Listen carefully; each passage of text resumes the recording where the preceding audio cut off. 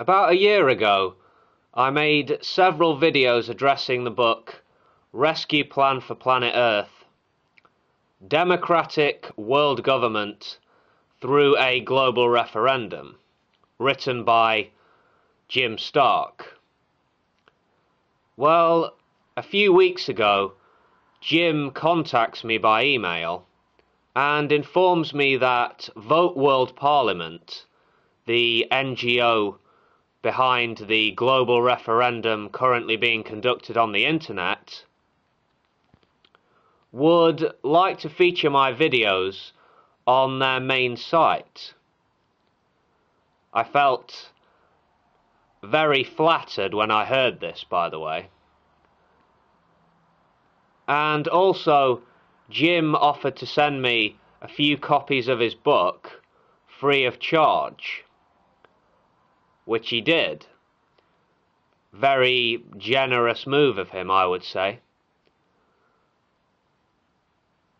So I've been speaking with him by email a little bit over the past few weeks, and he seems like a really honest and friendly person, a very forthright kind of a person. And I'm definitely going to make the effort to stay in touch with him. I think he's a very useful contact to have. Very intelligent man. Anyway, he sent me an email a couple of weeks ago with rewrites of chapters 10 and 11 of his book attached to it. If you've not read the book before, chapter 10 is called A Legally Binding Mandate, framed as a question, and chapter 11 is called A Politically Binding Mandate, again framed as a question. Well, I've read both chapters again, and after reading them, I thought perhaps it would be a good idea to once again share some of the words of Jim Stark. So stand by for a few videos in which I read some extracts from chapters 10 and 11 of his book. For now, I'll leave you with this from chapter 10. Quote, "Referendums are ordinarily conducted under the authority of a national, provincial, state in USA, or municipal government, in accordance with laws or resolutions that those various governments enact. Because we are considering a global referendum, and since no formal world government exists at this time, we clearly cannot claim that kind of authoritative sanction for it. There are, however, many analogous precedents and legal principles to support both the process and the binding effect of such a global referendum.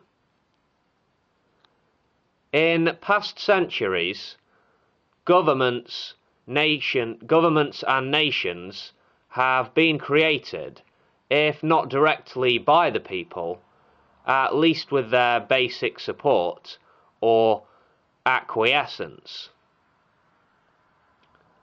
Constitutions creating a higher level of government were written and ratified by the victors in revolutions and wars, or by the leaders of lesser states, wishing or forced to unite to form a much stronger state to defeat an internal or external threat.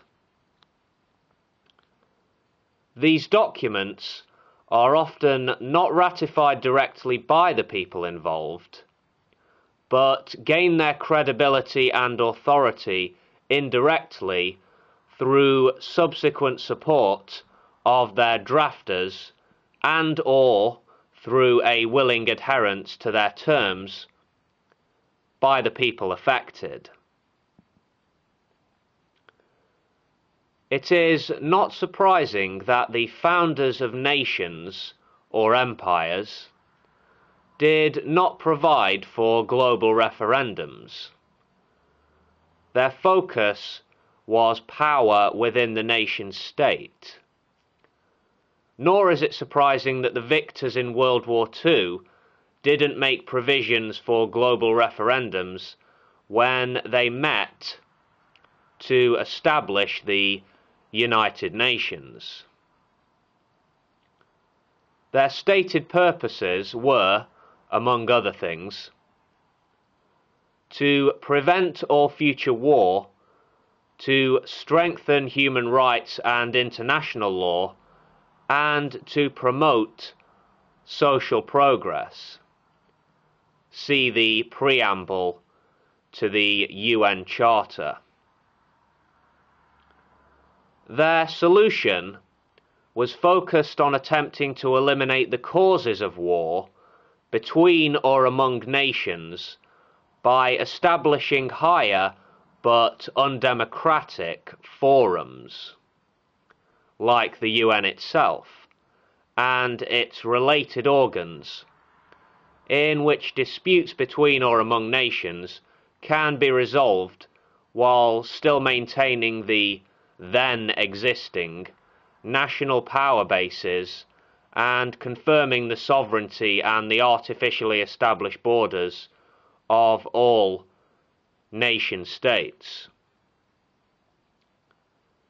In theory, then, individuals were represented by their national governments and were supposed to be free to work within that framework without outside interference to bring about changes they believe to be necessary for their individual and collective peace and security. It hasn't worked out very well at all, in large part because national governments predictably sought to maintain or enhance their national power through short-sighted policies, often at the expense of their own citizens and other peoples.